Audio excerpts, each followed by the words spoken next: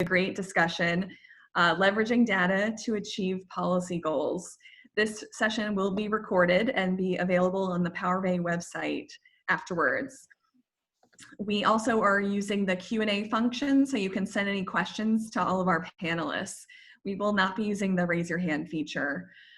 I will now give the floor over to ASAE's President and CEO, Susan Robertson. Hi, everyone. Thank you so much for joining us this afternoon. We're in day 4 of American Association Week, and it's been a terrific week. Our first virtual event, and hopefully you found a lot of value out of it. I know the event of the week, so I'm going to introduce them to you. But before I do, I know, and I say this every time I introduce one of these sessions, that we're all together virtually, but it's really, really important that you join our sign-on letter that will go to the Hill. If you haven't already done so, and my understanding is that about 700 of you already have, but we need more. So please sign on and make your organization and your voice heard. We also encourage you to continue to use GovPredict to send your messages to the Hill and also targeted social media. So now I'm pleased to welcome our speakers for the panel this afternoon. First of all, I'd like to welcome Emil Pitkin, who is the CEO of GovPredict, Max Perkins, Vice President of the firm LobbyIt, Margarita Valdez, Assistant Director of Congressional Relations, American Society for Radiation Oncology, and our very own Mary Kay Cunningham, who is our Vice President of Public Policy. With that, I'm going to hand the floor over to Emil, who will give us his perspective on data, something we all need, and how digital advocacy is changing, and things to keep in mind when we're considering our data needs. Thank you so much. Emil, the floor is yours. So thank you very much for the opportunity to participate in Associations Week. It's a deep honor to be able to support the great work which ASAE does. By way of background, in addition to running GovPredict, which is a data-driven enterprise software for associations and enterprises, I also teach statistics at the Wharton School, which I've done for the last 6 years. And so questions of data, its import, its manipulation for good and ill is also something which is something top of mind. And I'd like to share some insights which I've gathered through work both with GovPredict and in an academic setting as well. So let's begin by talking about why data visualization matters. I always refer to the ideas of Kahneman and Tversky, thinking fast and slow. The idea is that we make decisions instantaneously, and other decisions we make upon deliberation.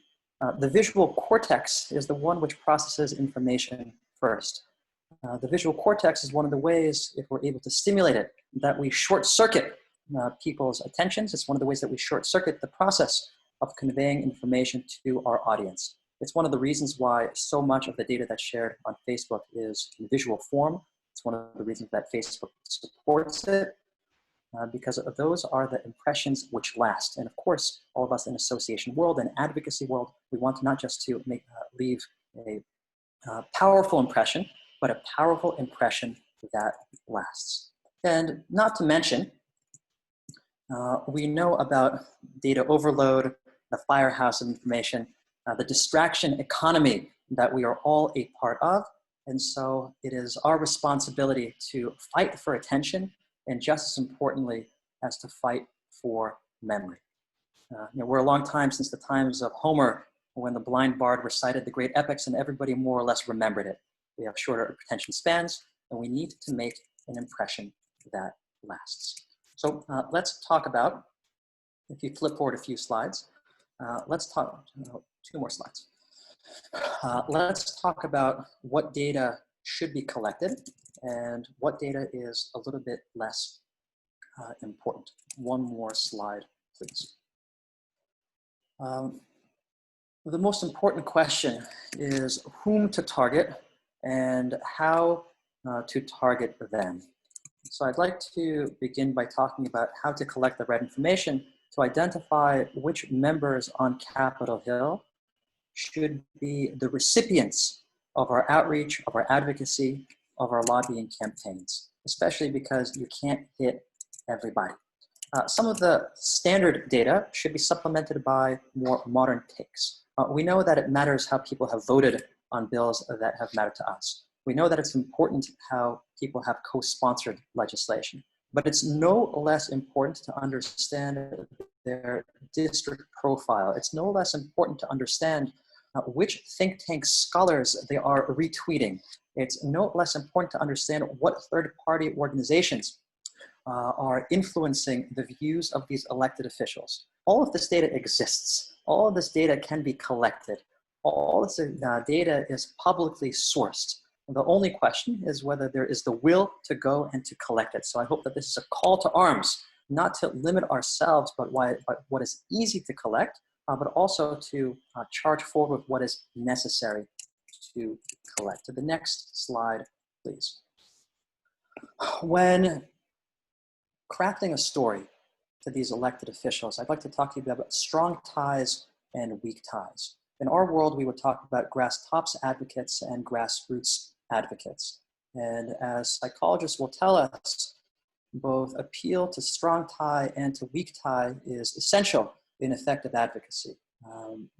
Mapping and visualization being one of the novel introductions in the advocacy world, and I know that we'll hear more about mapping later today, but it's an opportunity to map your weak ties, to take your membership, to take your factories and hospitals and employees of your members, put them on a map, map those to congressional districts so that when you go in to talk to a member of Congress, you can say, hey, we have 365 supporters, members right here in your district. Just don't forget to supplement those weak tie visualizations with mentions of your strong ties. What is the single biggest employer in the district that's a member of yours? Who is the largest donor to a congressman that's a member of your association? Who is that strong tie of his or hers that you can identify, plop right there onto the map, right next to the weak ties, and in so doing, compare and visualize and present both the strong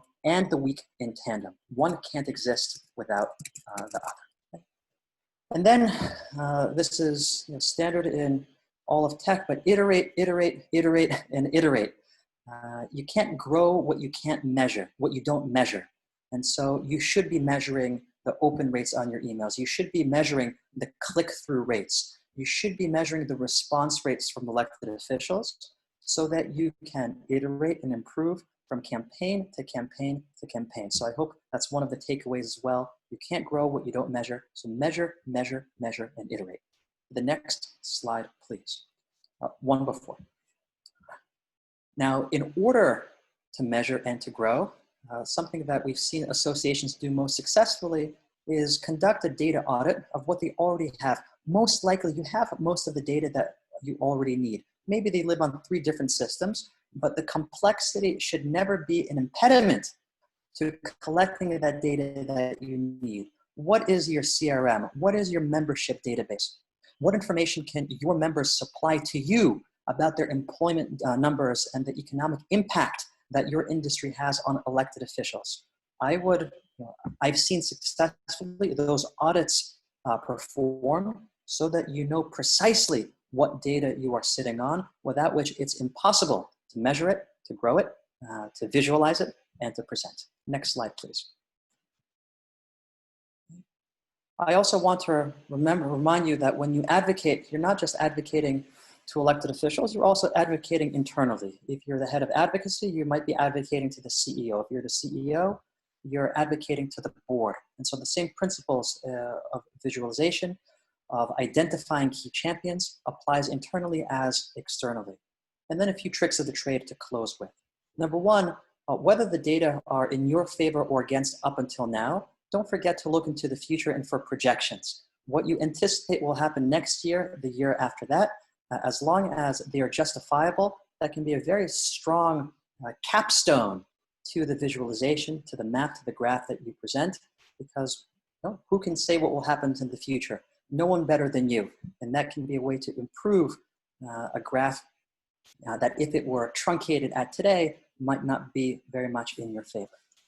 Don't forget the value of the all-powerful bar chart. Simply have a goal that you're going to meet this year, whether this many people participate in an advocacy campaign, this many members of Congress that you're going to be meeting with. Hold yourself accountable. Have a graph a simple bar of what you promised yourself. Have a simple bar of what you accomplished. No need to be going to the 22nd century. What was done 2 millennia ago with simple marks in the sand is remarkably powerful, but it has to be done. And then perhaps the final slide, please. As simple as it is, please don't forget to label your axes. There's nothing worse than to have a map, have a chart, and then for the member not to know what's actually being presented to him or her. The x-axis should be labeled, the y-axis should be labeled, there should be a nice legend. You should be absolutely crystal clear about what it is that you are presenting. And finally, it doesn't matter whether you're using Excel, it doesn't matter whether you're using Tableau, it doesn't matter whether you're using a JavaScript plugin. Don't let anybody tell you that one software is better than the next. Be software advocates on Capitol Hill, finding the right advocates internally, matching the strong ties with the weak ties, conducting that data audit, see what data that you are sitting on, holding yourself accountable to goals and projections. Don't forget about how powerful projections can be. Go forth and prosper. Thank you very much.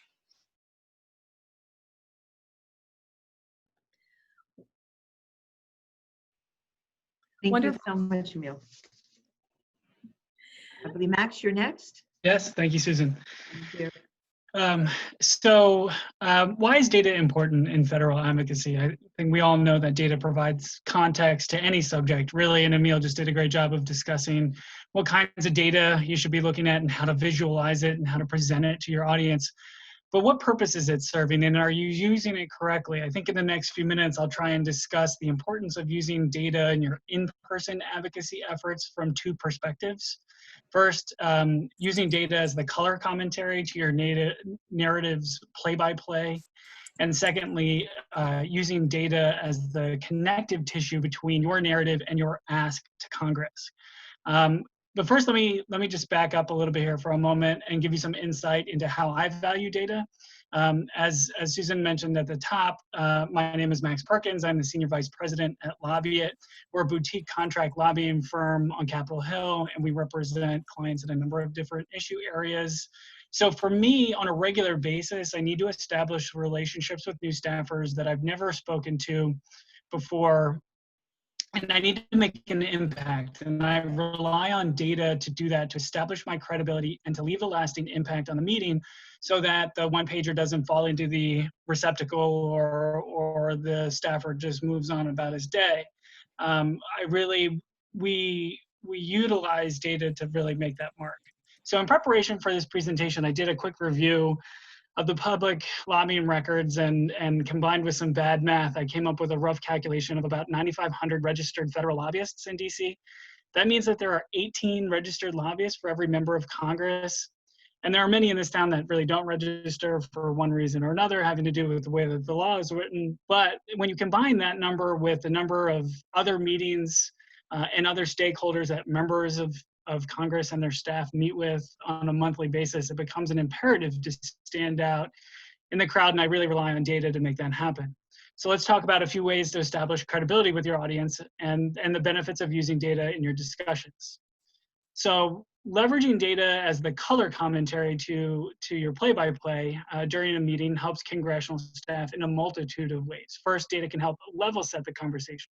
Not every staffer is an expert in the field, and most come with their own implicit biases and past experiences with an issue or industry via a connection to past legislative effort or their professional relationships in DC. So when briefing a congressional staffer, remember not to only share information about your association or your organization, but make sure to include data relating to things like industry size, production numbers, employment, membership size, and footprint. If you are an industry association and you represent nearly all the production in the country, make sure to describe what that looks like. Can you credibly claim to be the voice of the industry, or are you a participant in the industry?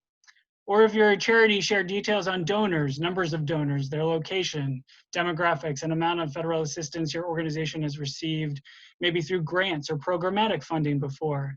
This information helps provide a deeper knowledge base and again, helps level set the conversation. Secondly, using data as color commentary can enhance the conversation with staff as well. As I mentioned, not all staff are steeped in your issue, but they may already be aware of the regulatory issue, the grant program, the funding allocation, et cetera, that you plan to raise in the meeting because it may also be impacting another stakeholder that they've already spoken to.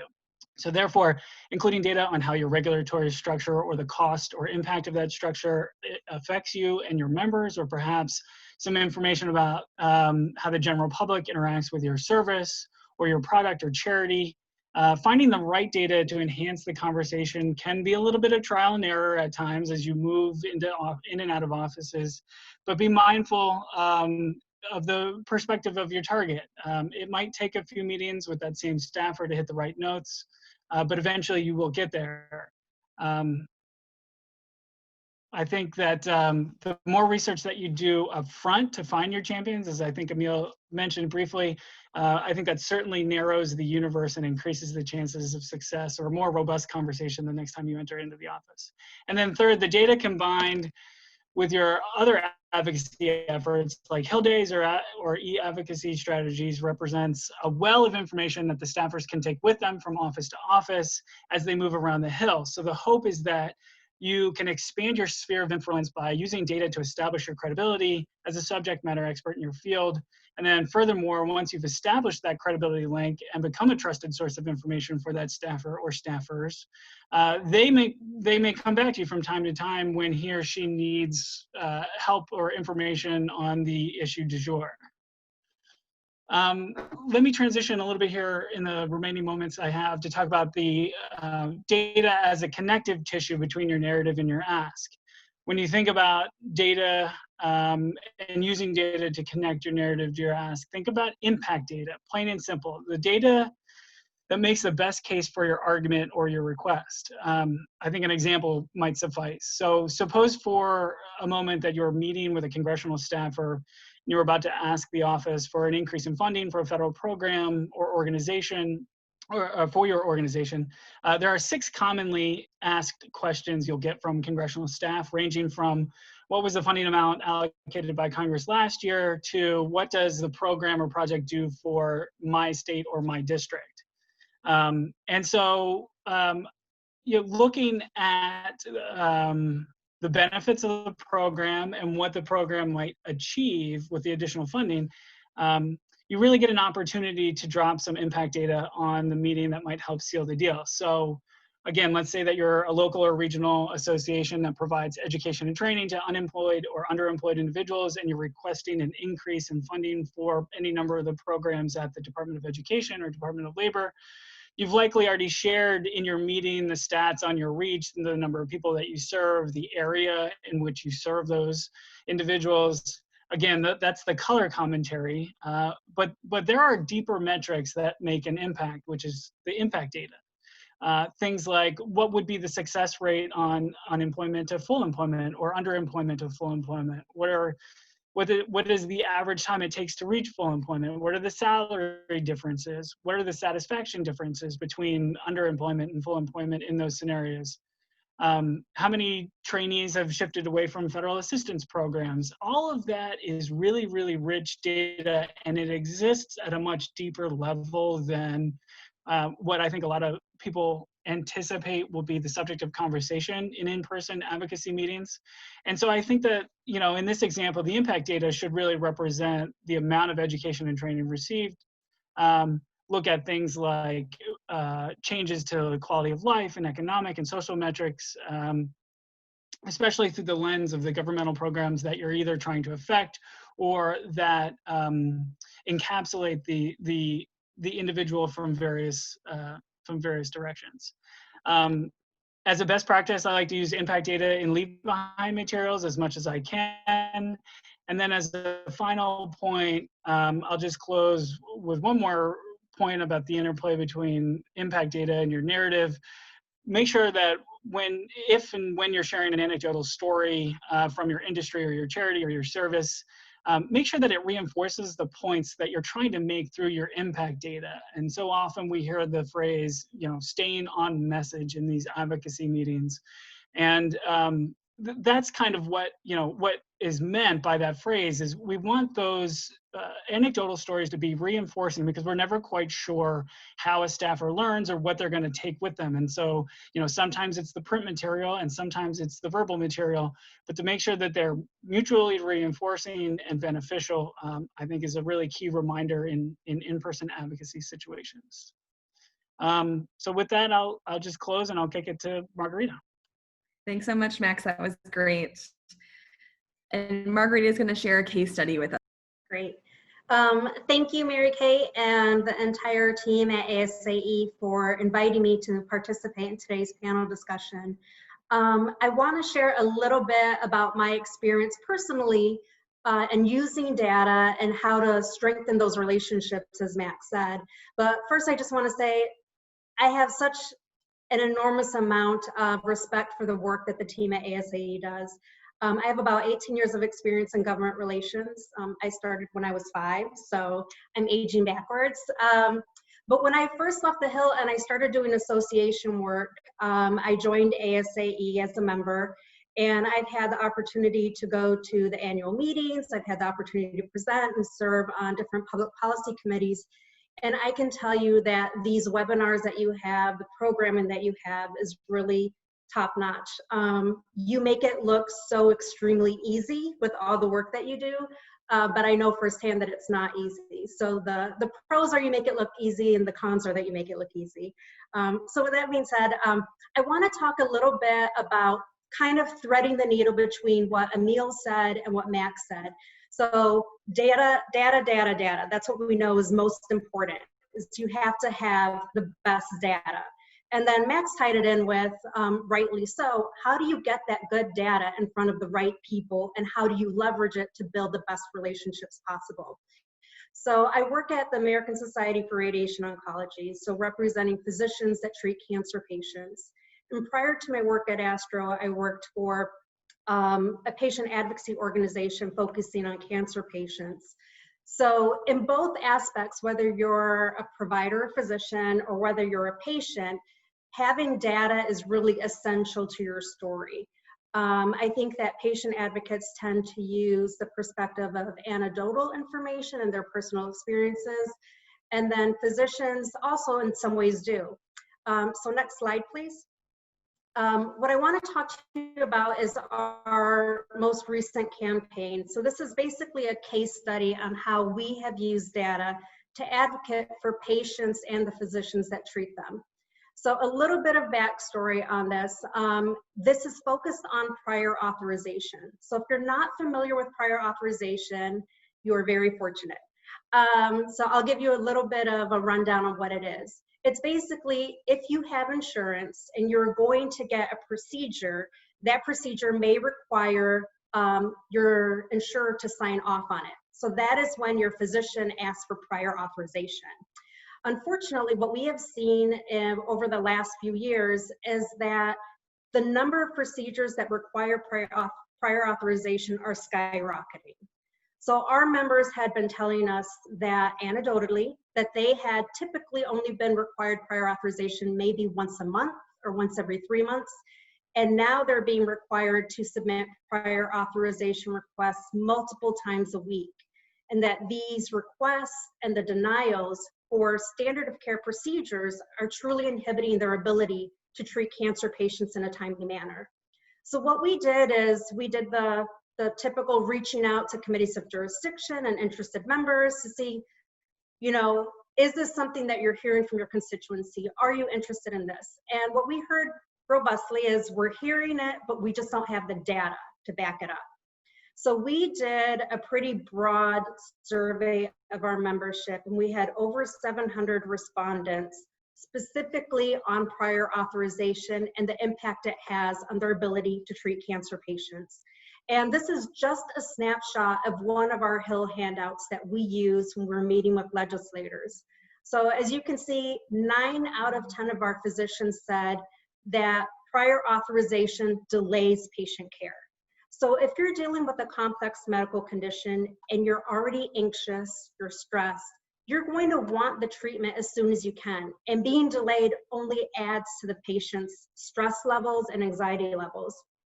we also saw, and this is something that really hit home with a lot of members of Congress, we've had a lot of discussions on the Hill about value-based care, like moving from fee-for-service to what is the best value that you can get for the care that you're receiving from your physicians. And we saw an uptick in the number of people that were being hired just to deal with prior authorization, which is paperwork.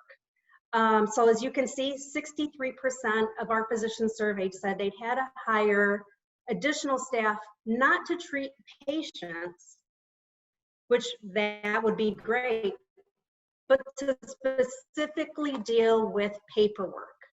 And I can say also, we've done, in addition to this survey, Astro has done recent surveys, time point 1 and time point 2 during the pandemic. And we've also been collecting anecdotal data as well from our physicians. And we have seen that prior authorization delays have been exacerbated throughout the pandemic. That previously the delay may have been 1 to 2 weeks, and now it's going up to 3 weeks. So we've been very passionate and very vocal about sharing these concerns with legislators, because in a time of a pandemic, no one is going to the doctor's office or to the hospital because they have nothing else to do. If you are going to see your physician and asking for best care, it's because you need it, especially now. So we've shared this information with our champions on the Hill. And we're really excited that in this Congress, we had bipartisan leadership that introduced Improving Seniors Timely Access to Care Act, which you can see at the bottom of this graph. So HR 3107 has a very robust bipartisan co-sponsorship. There are currently 219 members of Congress in the House of Representatives that have co-sponsored this legislation. I think that I am preaching to the choir when I say this is definitely not an administration where we see a lot of bipartisanship. But when it comes to treating the most vulnerable populations of people that need timely access to care, I think that is an area that people can rally around. And having the right data and putting it in front of the right people was extremely key to making sure that we had this legislation introduced, that we had a robust number of co-sponsorships, and that even though there's a lot of conversations, and Max talked about it a little bit too, there's however many lobbyists for a member of Congress, having the right data, and as Emil said, targeting the right people with your grass tops and your grassroots can make a world of difference in your priorities, because there is a lot of noise out there and it's not unjustified. There's a lot of priorities that need to be filled in different sectors.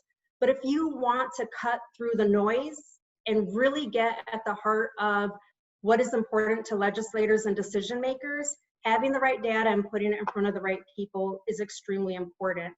And one note before I hand it back, sorry, I get very passionate about this. I have multiple family members that work in healthcare, and having worked for patient advocates and now for physicians, I feel very much invested in making sure that people receive access to care when they need it.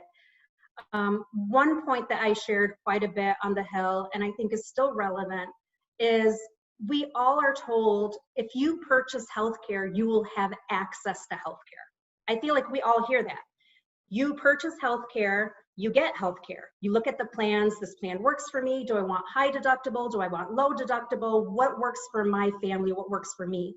But what we're seeing with prior authorization is that these people acted in good faith by purchasing healthcare, and then they're being denied the services that they were promised when they get sick. When they're the most vulnerable, they're denied these services. And so we have the data to prove that, and we also have the anecdotal information to back it up. So I feel really passionate about the data, and I think that Emil and Max made really good points about how to tie all of that together to make a really successful advocacy campaign. And Mary Kay, I'll pass it back to you. Thank you so much, Margarita. That was great. You're a passionate advocate. Max is going to share 2 more stories with us now. And sure.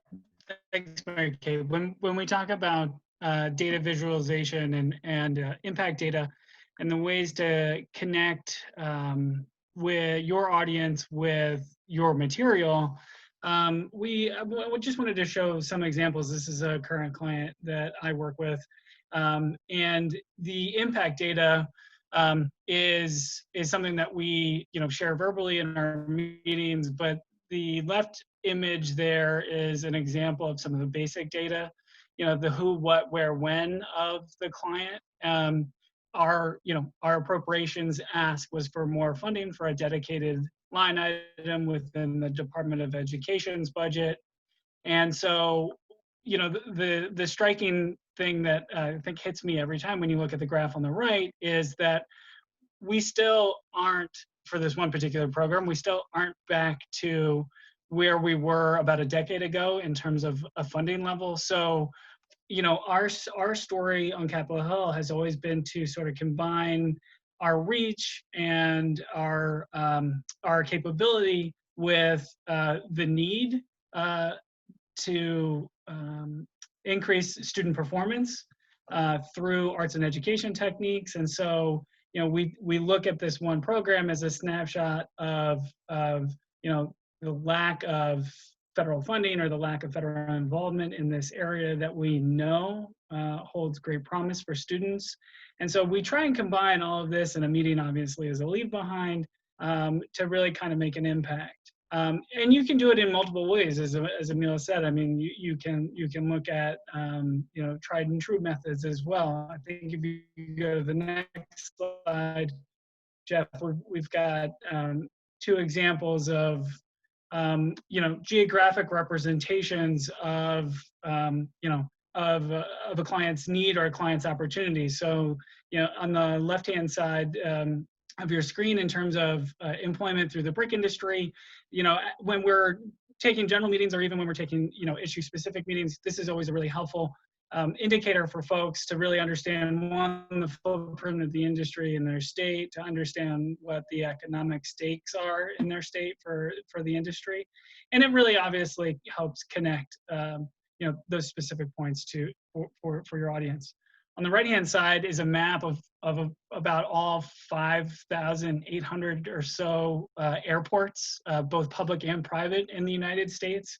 And this is a client who's working on increasing the amount of electric aircraft that are out in the commerce right now, aviation commerce.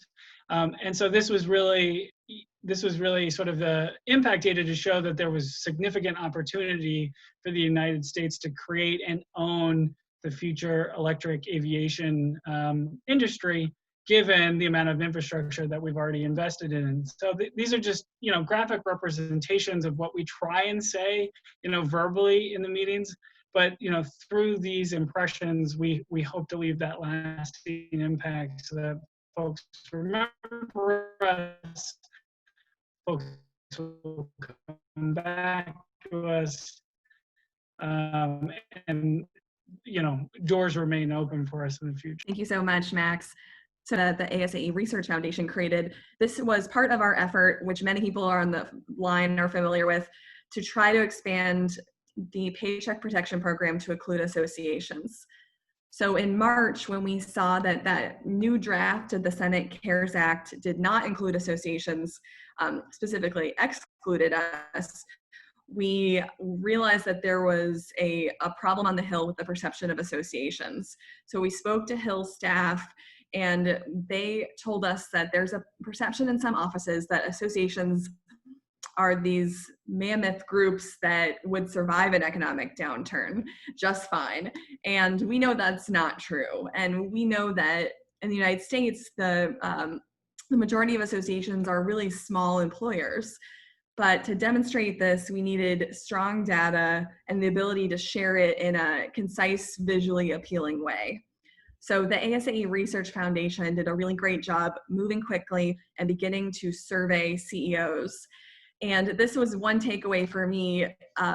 Make sure if you have a research arm or staff that you make friends with those people at your association. Sometimes GR shops can be a little bit of a lone wolf, and it's just really important to make relationships. that your research team knows you care about data and presenting it in an appropriate, our research foundation, they moved really quickly. We've started to talk to more congressional staff to find out exactly the data points that would be most compelling. And the Research Foundation was able to include that in their surveying. And it was really focused on illustrating the severe economic ramifications that our members are facing because of canceled meetings and sponsorships, all the ways that associations are kind of stay alive. And then we worked with our design team to make some of these images more digestible. So I also heard a really great lobbyist say recently that because Hill staff are so busy, the person with the best one-pager with visual data is going to go the farthest on the Hill right now. We know everyone in the world is advocating right now to be in the next CARES package. So when congressional staff have really limited time, and that's something that provides to tell the story of your members in a visual way is really great. So we also use this data to share in our messages to the Hill, that in social media and on in our actual letters that we had, our email letters that we had our members send through our GovPredict platform. So that's been really helpful, and we're going to keep working to provide good data to tell the story of associations. So now I think we are ready to move to Q&A. And I see a couple questions in the chat box, but feel free to ask additional questions. The first question is, and I'll pose this to any of our panelists, what are your thoughts on presenting data across platforms? Meaning, if someone meets with an individual, could they present the data off a laptop in the Hill meeting or in the State House meeting, and then present immediate real-world data off of an app on your phone? So any thoughts about what might be appropriate when meeting with elected officials and their staff? Sure, I'll take that one. I can definitely say that the use of digital resources is becoming more and more present in meetings on Capitol Hill. And so, staff, I keep staying the same age, but staff gets younger and younger. And they are more digitally literate than I was as a young staffer, and so I think they're very comfortable with visualizing data in that method and in that way. So I would say yes. If you if you're good at it, if you feel like PowerPoint is the way to go, if you're comfortable with those methods, yes, please feel free to use that and utilize your strengths for sure. I'd like to piggyback off Max. This really raises a really good question beyond just the present or how we've traditionally lobbied, because as we're working our way through the pandemic, we're also trying to figure out how do we continue to build on those relationships in this new normal. So previously we would go for an in-person meeting and you could have your handouts, or you could bring your iPad, or you could show off some fancy app on your phone. And now we're transitioning to offices aren't quite sure when they're going to open up. I've heard some say not until there's a vaccine, which is on one end of the spectrum. I've heard some say 1 or 2 people will go in for hearings. So I've really been doing a few light touch points with different folks to kind of see how they're preferring to receive information. And I think that this is a good time where we can really utilize any sort of small short video snippets that you have if you have a little quick point. I think these infographics also translate well on emails. And I haven't seen a lot of staffers being eager to jump on Zoom calls unless their member is on it. But I think audio calls are super helpful. So I have emailed over infographics in advance of our call and then just kind of referenced it there and kind of navigating the new normal that we have. Yeah, if I might add, and this is from conversations with staff, but also hearing about how consultants present their work and how statisticians and data analysts present their work in order to be remembered, the very simple phrase that if there is one visual that you are to remember, and I think it's very helpful ahead of presenting many infographics. And again, there's nothing, it's a good idea to have an iPad and a PowerPoint and a Tableau. The more the merrier. Just remember that people will only remember what you want them to remember. And so rather than drowning them accidentally in too many infographics, there should be one which is called out as the most important, as the most salient, and that of course is the one that conveys your point the best. So don't forget to prioritize for those that have a lot going on in their day. That's a great point, Emil. I was just reading about how we tend to overestimate how much both our boards and our elected officials and staff are able to actually prep for and read what we're sending them. So trying to be more concise is something I have to remind myself as well. It's difficult. Okay, here's another question. For human service providers, in addition to donor numbers in the district, shouldn't we also include agency numbers?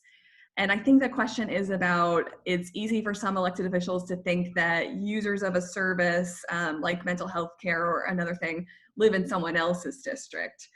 So any thoughts on, I think the principle is share anything you can about the district, because especially now that's when members of Congress are only focused on that. But any thoughts from our panelists? Sure, yeah. I think finding all of the data that's relevant to their district or to whatever district you're meeting with is important. So whether it's donors for a charity or consumers of a service, certainly any which way you can slice that pie to show them that you have a significant presence or that you're operating in a significant way is truly important. I completely agree. And I would add that you have the benefit of being the one who sets the definitions. You are the one who sets the definition of who is related to the district. For all, it could be a subscriber to a newsletter run by one of your members in a district. It could be the number of dollars spent in taxes by the agency employees. It could be the number of people who've supported a petition that was originated somewhere in the district. Don't forget that you are the one who sets the definitions. And it's up to you, again, to define those weak ties and make sure that they're brought to the congressman or woman's attention for the staffer. That's a great point. It also reminds me, I was looking at this very informal survey of Hill staff, and the question was, what's the reason you don't respond to advocate emails? And one of the answers was, they send me a cold email without even trying to relate it to the district. So data really can get you that first interaction, especially like our panelists said, we're making a lot of relationships with people we haven't necessarily met before in this new world. Yeah, and just to that point, Mary Kay, I think it's a little bit easier when you work with physicians, because when we request meetings, we always include where the physician not only lives, but where they work. So they can see the full scope of the hospital system or private practice, depending on where we're scheduling the meeting. And, members of Congress tend to know their healthcare systems pretty well. So if you say you work at XYZ hospital, they get the scope of what that is. But we also provide data on what the cancer incidence and diagnosis are in this state and in their district. So that way they can understand and tie the two. Like Emil said, it's having the most relevant data and using what you have. So we talk about the healthcare system they work in and the scope of people that they're potentially treating. Absolutely. Here's another question. How often should we follow up with congressional staff with data, even if we have data that we've already shared, so that it stays top of mind with staff?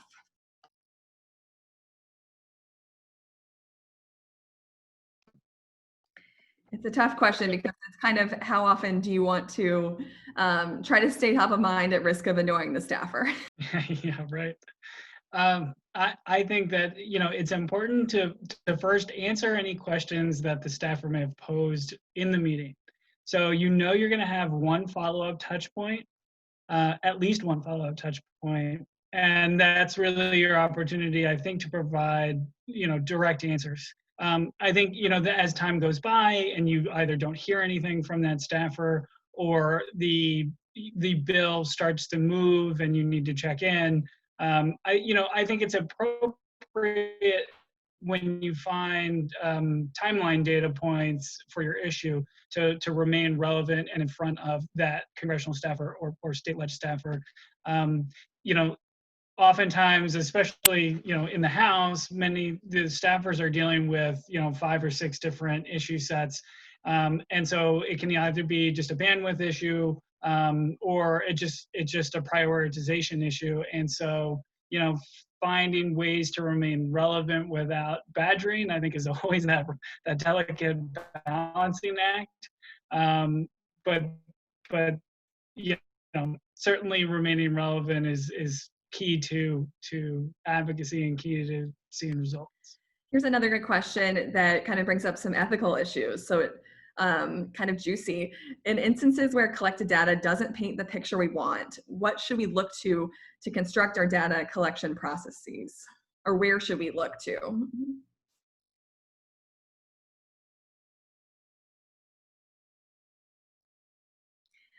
Tough question, but does anyone have any thoughts about what to do when you get the data back from your members and it's not telling the story that you maybe hoped it would tell, maybe dependent on survey responses, or Dr. Pitkin, Emil? A few points to consider. Number one, just because data is in your possession does not mean that you're required to share it.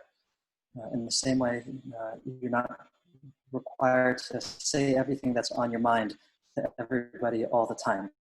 So, by the way, I say that slightly jokingly, but it's a real point that you are not required to use data when there's not a story that you can tell. So that's point number one.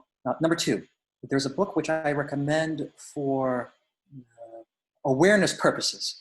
It's called How to Lie with Statistics. I do not recommend it for any sort of activity. With that said, if you look at that book, one of the principles is about baselining. And when you are comparing data, especially across time, what you consider to be the baseline. If we're looking at growth in spending in the healthcare industry, for example, you can choose whether to compare 2020 spending with 2019 spending, or 2015 spending, or 2010 spending. And that is a choice that you can make when looking at the data. What is going to be the baseline to which you are going to be drawing comparisons? Some baselines will make the story more compelling, other baselines less compelling. So why not choose the baseline that tells the most compelling story? Wonderful. We have a question from Derek. How do you approach the use of data to demonstrate the impact of advocacy at your organization, internal advocacy, versus use it on the Hill to push for a policy agenda? That is an excellent question, multi-pronged answer. One, I think it's important to, speaking of baselining again, talk about the status quo ante, what the policy results are on the Hill before a grassroots campaign is initiated. For example, number of co-sponsors in a key district, amount of social media activity related to whichever issue you are advocating for. And then at regular intervals, while the advocacy campaign is ongoing, compare the numbers that you measured before to what you're measuring now. How many co-sponsors are there midway? What is the amount of social chatter? How many meetings have you taken? How many offices have you hit? And in so doing, you're able to measure the inputs, the number of messages that were sent, the number of offices that were hit, the number of meetings that were taken, and the measurable outputs, which you would define for your organization, which is, again, whether it's the number of co-sponsors or how the bill progresses, or whether the language is consistent with what the organization has. Okay? All of this can be visualized either through heat maps or through bar charts or through histograms, and I'd be happy, Derek, to talk offline about what some of those techniques might be. But most importantly, set the baseline status quo ante, regular check-ins, measure those inputs, and in so doing, you can also talk about the value of the advocacy function within the organization and start talking about ROI, which I know is a big challenge in government relations. Yeah, I'd like to piggyback off what Emil said. I think definitely when you look at grassroots or grass tops initiatives, you can say, for example, grassroots, like these X number of letters were sent to the Hill, or X number of social media posts targeted at specific legislators were sent. But another way to measure that is really kind of getting into the weeds and reflects the strength of the relationships that government relations professionals have with key legislators, is when you have a key policy issue that you really need the administration to weigh in on or to act on, is getting letters from members of Congress and leadership on key committees to the administration. Because we all know that that is a heavy lift. And I think that really shows the strength of, as a GR professional, your relationship with key legislative offices is getting them to put pen to paper and send that letter to the administration advocating specifically on your behalf. So there's a lot of different metrics. And you know, it is a great question, as Emil said, because for better or worse, a lot of what government relations professionals do is preventing bad ideas from happening. Right? And it's hard to measure saying, well, we didn't move forward, but we prevented us from moving back 10 steps. And we're like, that took like all the effort we had. But someone else is like, well, we're still where we started. Like, I think especially in these times, we need to take every single one of those victories and say, look, it could have been so much worse. And I also wanted to applaud ASAE for your work on the Paycheck Protection Program. And just kind of circle back to that. So ASTRO is a C6 organization, so we were also excluded from the PPP program. And one point that I used in that, and we've had a lot of support for frontline workers and for physicians and nurses and all of these people in the medical profession. But this is a pandemic, so the healthcare system is very much strained, not just from hospital or private practice perspective, but from the CDC and the administration and what they're able to give guidance on for infectious diseases. So many of the medical societies have taken the lead and aggregated best practices to share with physicians and frontline workers so that they can continue to treat patients in the most safe and effective way possible. And I share that as an example of the value of associations and what they're doing in real time, and reminding legislators it's great to vocalize support for physicians and nurses and therapists, but we need real meaningful action. And this is a way, including C6 organizations, helps everyone in the association space that are trying very hard to get this pandemic under control. Absolutely. Thank you so much, Margarita. You guys have a great story to tell on the Hill right now that has really, I think, helped us with trying to increase expansion of the PPP. May I add one word to what Margarita said? Of course.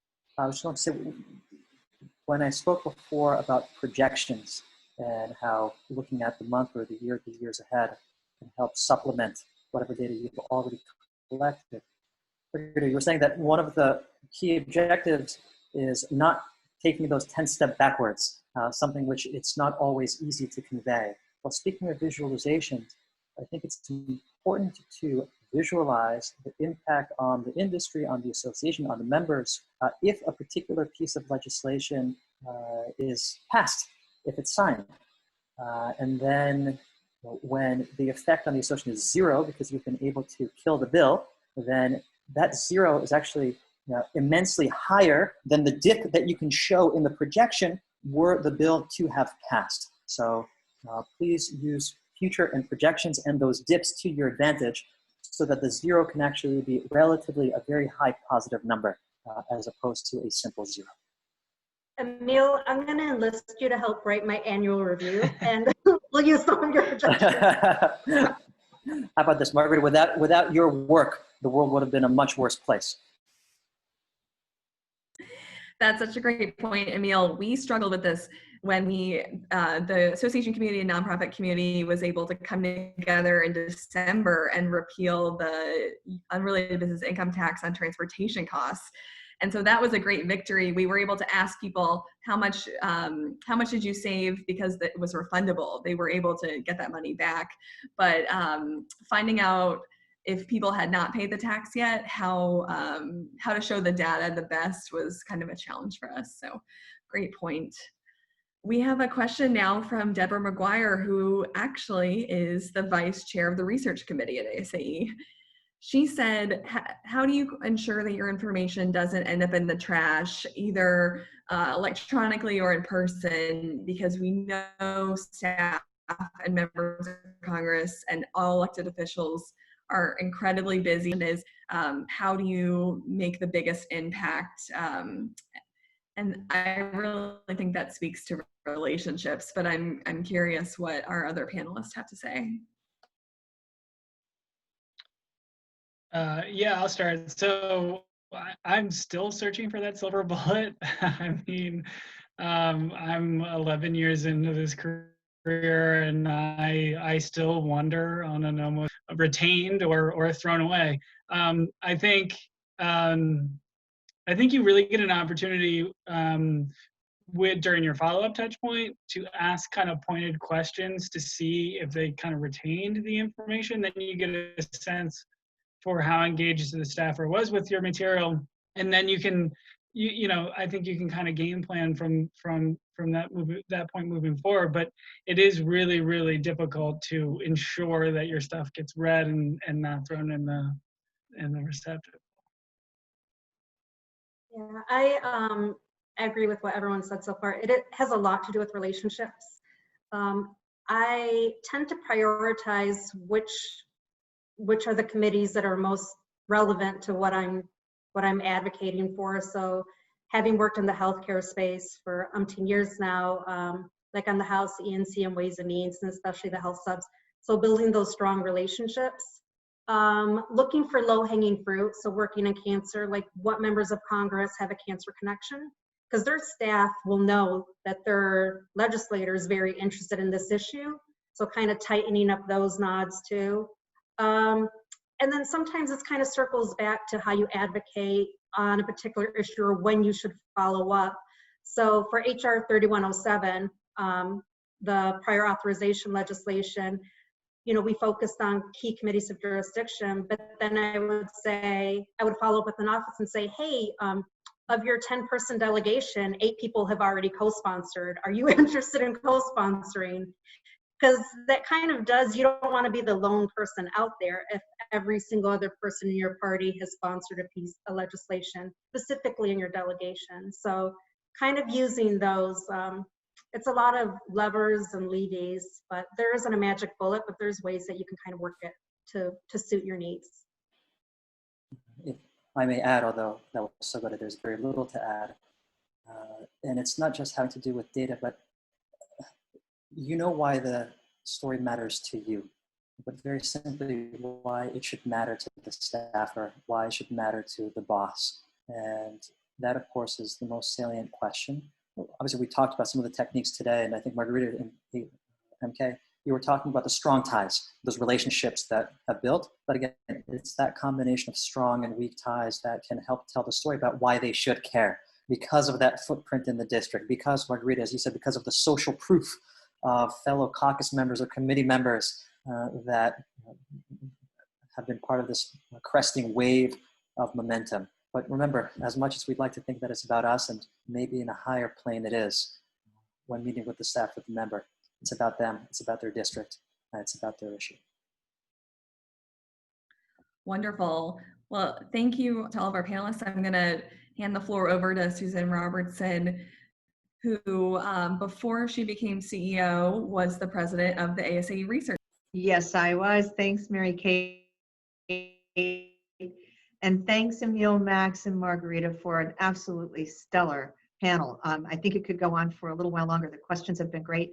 And some of the tips that you've had about really cutting through the clutter are just invaluable. What a great way for us to end the week, because we've been talking about what we're going to say, how we're going to say it, but then delivering it, and your advice about how to be concise, how to be impactful, how to package your message and direct it to the right people. I love the idea, Margarita, about preventing bad things from happening as well as getting things to happen is great. And then, you know, what you were just saying, Emil, about it's about them. Isn't that true about everything? You know, membership organizations, trade organizations, it's all about something other than us as an organization. It's about our members, about our community, about our industries and professions. So just a really great way to end that. So thank you for your insight and for your expertise. And thank everyone out there for participating in American Associations Week this week. We've been really delighted to have you on board with us and on our journey for the week, our first virtual journey. Our work is just starting or continuing. It will continue through the summer. Our public policy team will be in touch with you. You can rely on that to let you know how to get involved and what needs to be supported. Things are moving quickly. And I think there's no doubt that there's a very cluttered landscape as we compete for dollars and for support. So the way in which we are, as you all were saying, packaging our message and getting it to the right people is more critical now than ever before. So we'll let you know how we're going to weigh in and need your help to weigh in with Capitol Hill. So again, thank you so much for participating this week. And thank you also for advocating on behalf of your professions and your industries, on behalf of associations. It makes the world a better place, and I hope you know that. So have a great Friday, and we will be back together soon as we try to move the needle on Capitol Hill. Thanks again.